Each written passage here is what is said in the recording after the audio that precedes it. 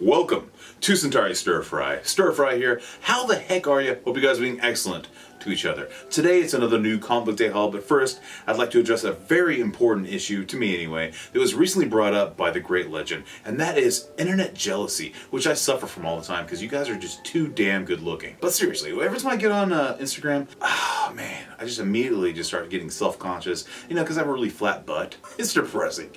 That, and you guys have so many awesome, comics, like Hulk 181. I don't have that, so I hate you, but I love you. It's enough to make me want to, start huffing gas again, which I'm going to do right after this video. But first, let's get through the haul. Marvel Conan #3. Now, what I can say about this is issue #1 was awesome, because I was in the mood for it. #2 was kind of off the beaten path. That's kind of what Jason Aaron does. If you read God of Thunder or whatever, he kind of does that. Multiple storylines, different eras, different times in Conan's life. And this is no different, but I gotta say, man, this Assad Ribbit cover is so freaking sweet. You don't need variant covers for this guy. And the interiors, I kind of agreed with some other people like Sleep Reader and stuff that mentioned that there's no world building, but as I look through this, there are some pretty good backgrounds. So I'm really excited to read this. I mean, the art inside is freaking spectacular. So Conan the Barbarian #3 is definitely on the pool, and I'm excited for this book, man. So Conan #3 is definitely getting read tonight. Daredevil #1, written by Chip Zdarsky and art by what's his name again? I think it's Cheeto. Cheeto is an awesome artist. I really like what's going on inside. I'm pretty excited for this. I'm really hoping that this works out, man. I'm really in the mood to start fresh on another Wade-less Daredevil.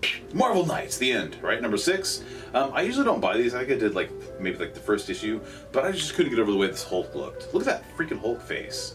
I know there's connecting covers, but I kind of avoided that. I don't know, I just I didn't care about it. But this one I just had to grab it. #6 is awesome. The art is really awesome too. We have some, what's his name? Travel Foreman, I believe, and another artist. The art inside is beautiful. Let's pull some art. Man, Century. Century. Dark Avengers, man. Dark Avengers, when Bendis was good. I loved Dark Avengers. I think this was last week or the week before that. I dumped Uncanny X-Men after the 4th issue. I just couldn't get into it. And I'm a huge X-Men fan, but I've been hating X-Men lately.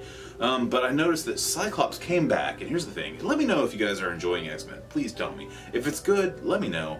I'm an X-Men fan, but I just couldn't get into it. And maybe I'm just freaking old. I'm an old, crusty, Obi-Wan guy who's farting in the desert or something. I don't know, screaming at sand people. I'm not sure what my problem is, but I decided to check this out because I noticed that it's the Return of Cyclops, this issue today, but it was an $8 book, $7.99. I was like, screw that. I'm not going to buy that book if this thing sucks. So I thought I'll just get the book before that and I'll try that out. Let me know if I'm wrong, though.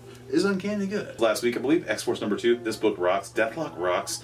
Everything about this book is great because I enjoy, and this is only the 2nd issue, so what do I know? But what I like about comic books is when they fight. I like fist fights in comics. I like guns in comics. I like violence in comics.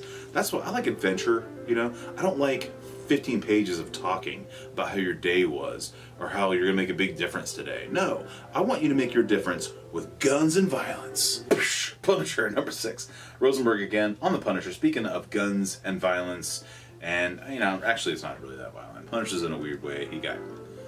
I don't know what's going on with him actually. This issue's kind of iffy. I've enjoyed the run so far, and I like Punisher. And like I said, violence, guns, fist fights. At least flip the bird in an issue. Do something. Dead Man Logan. Okay, I know this is an old book. I think there's 3 issues now, but I wanted to try the first one before I went forward with that. And basically, this is a continuation of the original Mike Millar Old Man Logan storyline. Ed Brisson, I think, kills it on this issue, and the art is amazing. It's Mike Henderson. I don't know what's going on with it, but I really like it. For a modern artist, does everything I want. This is kind of a weird page, though. That's weird. Tarantula's in this. Isn't Tarantula's a badass? I mean, didn't he fight Spider-Man several times? And they kind of made him seem like a joke. That bugged me, but the rest of the book is awesome. It kind of continues the Old Man Logan story, and it's kind of got a weird butterfly effect. So this is a book that I didn't hear anybody telling me, hey, buy this. But if you ask me, Dead Man Logan is the Wolverine book to get. Forget the Return of the Wolverine. That is total gas-huffing crap. And bandits. Die, die, die. Issue #3. Great cover, great interior art. It's kind of stiff, but it's painted and it looks really good. There's a lot of effort put in this book, and I appreciate that. When you have a story, a comic, where it looks like they put a lot of effort and time into it, I enjoy it. And plus, I trust Gillian, and Wicked and Divine rocked, so I'm going to stick with this book. Almost forgot. I'm supposed to have all these in order, but no, I didn't. Here is the Guardians of the Galaxy #1 gatefold cover. Kind of like used in the advertisements. My regular comic shop was trying to get $12 for this, but it was a $4.99 cover. I bought the standard cover because I didn't want to pay $12. That's ridiculous. But there's a used bookstore that I like to go to all the time for variants because I guess no one really knows they're around. So I always go there to try to find like certain keys, maybe fill-in issues, and variants because they don't charge anything extra.